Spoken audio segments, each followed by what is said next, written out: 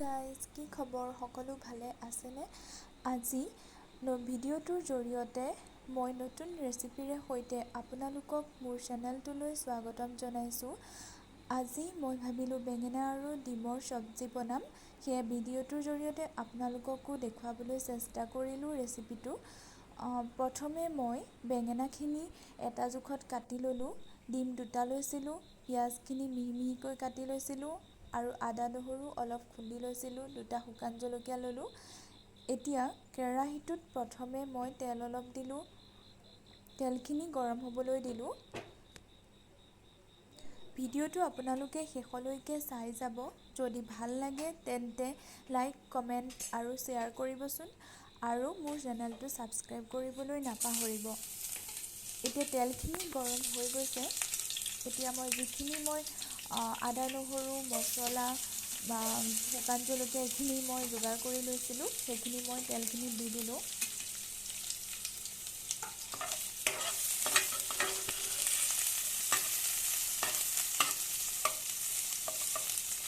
এতিয়া ইয়াতে মই হালধি গুড়া, জিৰা আৰু ধনিয়াৰ গুড়া অলপ,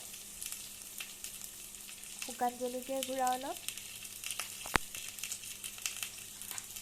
আৰু মই যিমানটো জোখত চব্জিটো বনাম সেইটো জোখত মই নিমখ অলপ তাত দি ল'লোঁ।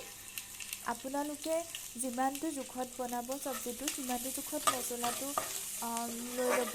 মই বেছি চব্জি বনোৱা নাছিলোঁ, সেইকাৰণে মই কম পৰিমাণে গোটেইখিনি মই ভালদৰে যোগাৰ কৰি লৈ পেলাই ৰেচিপিটো বনাব ৰেডি হৈছোঁ। এতিয়া গোটেইখিনি ভালদৰে মিক্স কৰি ল'লোঁ। দেখিছেনে? গোটেইখিনি ভালদৰে মিক্স হৈ গৈছে। এতিয়া অলপ টাইম এইখিনি ফ্ৰাই হ'বলৈ দিম। এয়া ফ্ৰাই হৈ গৈছে, কাৰণ পিঁয়াজটো ভালদৰে ফ্ৰাই নহ'লে চব্জিটো টেষ্ট নহয়। এতিয়া যিখিনি মই বেঙেনা কাটি ৰাখিছিলোঁ সেইখিনি মই তাত দি দিলোঁ। এতিয়া গোটেইখিনি ভালদৰে মিক্স কৰি ল'ম।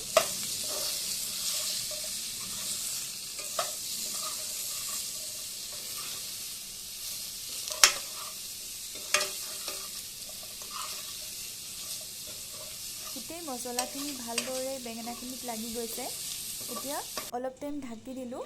ঢাকি ৰখাৰ পাছত এয়া চাওক, বেঙেনাখিনি ফ্ৰাই হৈ গৈছে।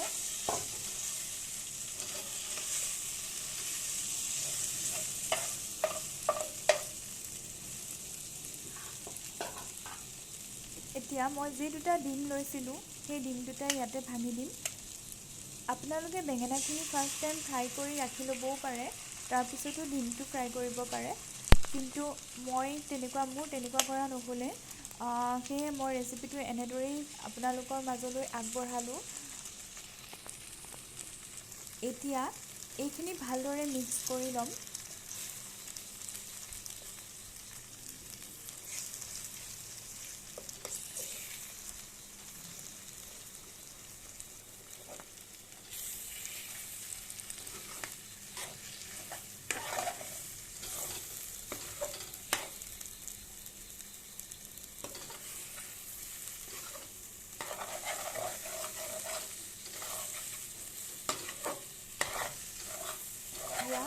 মিক্স হৈ গৈছে।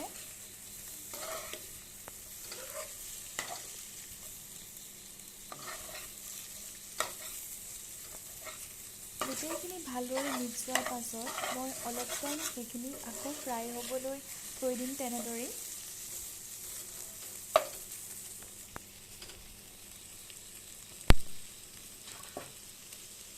এয়া এনেদৰে মই অলপ সময় ফ্ৰাই হ'বলৈ থ'লোঁ।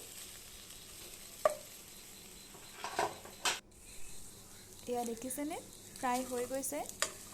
ভিডিঅ'টো শেষলৈকে সকলোৱে চোৱাৰ বাবে ধন্যবাদ।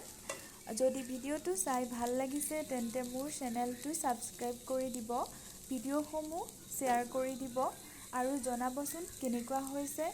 আপোনালোকেও এনেদৰে বনাই খাই চাবচোন। ধন্যবাদ।